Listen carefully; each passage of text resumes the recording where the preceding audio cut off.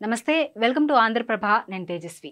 ఏపీలో ప్రస్తుతం రాజకీయాలు వాడివేడిగా కొనసాగుతున్నాయి. రాబోయే ఎన్నికల్లో ఈసారి ఎలాగైనా గెలిచి అధికార పార్టీని గద్దె దింపాలని ప్రతిపక్ష నేతలు టీడీపీ, జనసేన, బీజేపీ కూటమి బరిలోకి దిగాయి.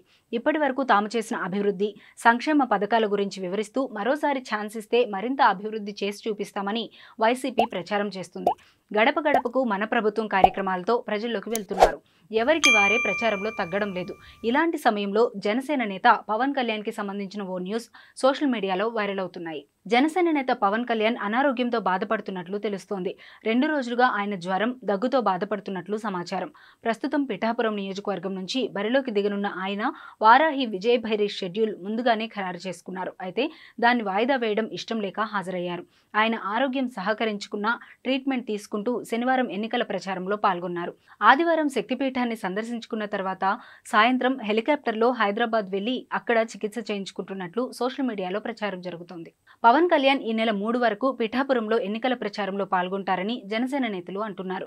అయితే పవన్ కళ్యాణ్ అనారోగ్యంపై అభిమానులు, జనసేన కార్యకర్తలు ఆందోళన చెందుతున్నారు. ఇదిలా ఉంటే గతంలో కూడా పవన్ కళ్యాణ్ ఇలాగే పొలిటికల్ టూర్స్ మధ్యలో ఆపేసి షూటింగ్స్ లో పాల్గొన్న సందర్భాలు ఉన్నాయి. ఇప్పటికే ఆయన పలు సినిమాలకు కమిట్మెంట్ ఇచ్చారు. ఇప్పుడు కూడా అదే కమిట్మెంట్ కొనసాగిస్తున్నారా అన్న అనుమానాలు సాధారణ ఓటర్స్లో వ్యక్తమవుతున్నాయి. ఏది ఏమైనా జనసేనాని ఆరోగ్యంతో రావాలని అభిమానులు కోరుకుంటున్నారు.